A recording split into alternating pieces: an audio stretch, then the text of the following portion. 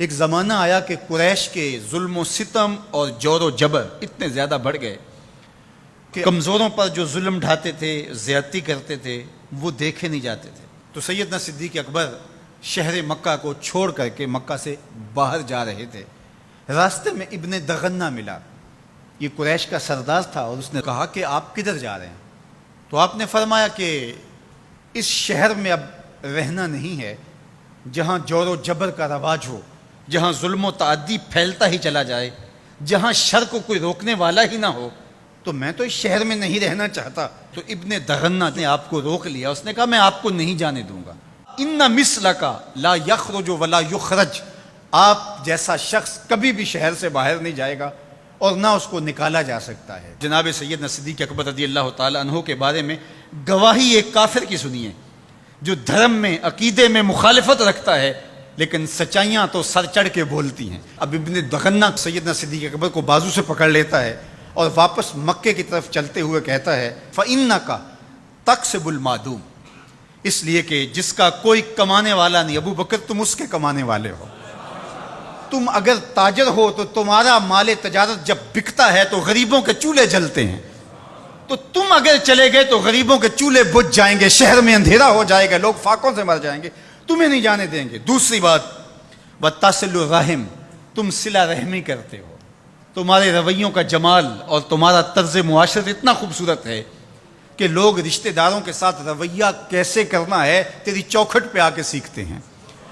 تیسری بات وَتَحْمِلُ الْكَلَّ، جس کا کوئی بوجھ اٹھانے والا نہیں، ابو بکر اس کا بوجھ تم اٹھاتے ہو، اس کی ضرورت کو تم پورا کرتے ہو۔ وَتَقْرِي الضَّيْفَ، اور آپ مہمان نواز ہیں، اور وَتُعِينُ عَلَى نَوَائِبِ الْحَقِّ، اور آپ ان لوگوں کی مدد کرتے ہیں جو راہ حق کے اندر مشکلات میں گر جاتے ہیں۔ اب وہ 5 باتیں جو ام المومنین نے حضور علیہ السلام کے بارے میں کہیں، وہی 5 باتیں ابن دغنہ نے حضرت صدیق اکبر کے بارے میں کہیں۔ تو اب یہ سمجھنے میں کوئی دیر نہیں لگتی کہ حضور نے اپنے غلاموں پہ اپنی سیرت کا رنگ چڑھا دیا تھا، اور ایسا پختہ رنگ تھا، ایسا پکا رنگ تھا جس کو کافر بھی دیکھ رہا ہے۔ وہ رنگ دور سے ہی دکھائی دیتا تھا کہ ابو بکر پہ بھی محمدی رنگ ہے، عمر پہ بھی محمدی رنگ ہے۔ اب آئیے ایک حدیث اور رکھتا ہوں، اور وہ ابو داود میں ہے، ترمذی میں ہے، اور سیدہ عائشہ رضی اللہ تعالی عنہا فرماتی ہیں، کہتی ہیں ما رأیت احدا کان اشبہ سمتن و ہدین و دلن و کلامن برسول اللہ صلی اللہ علیہ وسلم من فاطمہ، کہا کہ میں نے سیرت میں، صورت میں، عادات میں، طرز زندگی میں، انداز معاشرت میں حضور کے مشابہ فاطمہ سے بڑھ کر کسی کو نہیں دیکھا ہے۔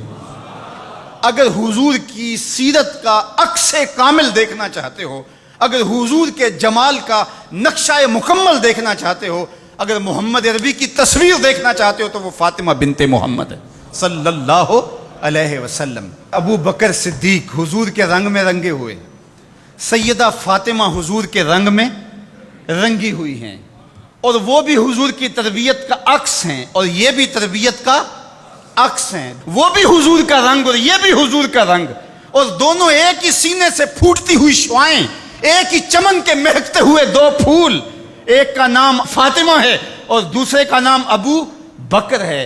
اور اگر کوئی انگلی اٹھاتا ہے سیدنا ابو بکر پہ تو وہ حضور کی تربیت میں نقص نکالتا ہے، اور اگر سیدہ فاطمہ تو زہرا پہ کوئی بات کرتا ہے تو وہ بھی سوچے بات کہاں تک جا رہی ہے۔ اس امت کو الجھا دیا گیا، اہل بیت اور صحابہ کو الگ الگ خانوں میں بانٹ کر کے اس انداز کے ساتھ پیش کیا گیا کہ جس طرح اہل بیت کے ماننے والے اور ہوتے ہیں اور اصحاب رسول کے ماننے والے اور ہوتے ہیں۔ ہماری محبتوں کا مرکز ذات رسالت مآب صلی اللہ علیہ وسلم ہے۔ اللہ کی محبت مقصود شریعت ہے، والذین آمنوا اشد حبا للہ، یہ قرآن بتاتا ہے ہمیں، لیکن یہ محبت بھی ہمیں اس در سے ملی ہے۔ تو اس لیے ذات رسالت مآب جب مرکز محبت ہوگی تو پھر یہ جھگڑا کبھی بھی نہیں ہوگا کہ میں اہل بیت کو مانتا ہوں اور صحابہ کو نہیں مانتا، میں صحابہ کو مانتا ہوں اہل بیت کو نہیں مانتا۔ میں تو کہا کرتا ہوں کہ صحابہ نبی کے در والے ہیں اور اہل بیت نبی کے گھر والے ہیں۔ ہم کہتے ہیں گھر والوں تمہیں بھی ہمارا سلام ہو، در والوں تمہیں بھی ہمارا سلام ہو۔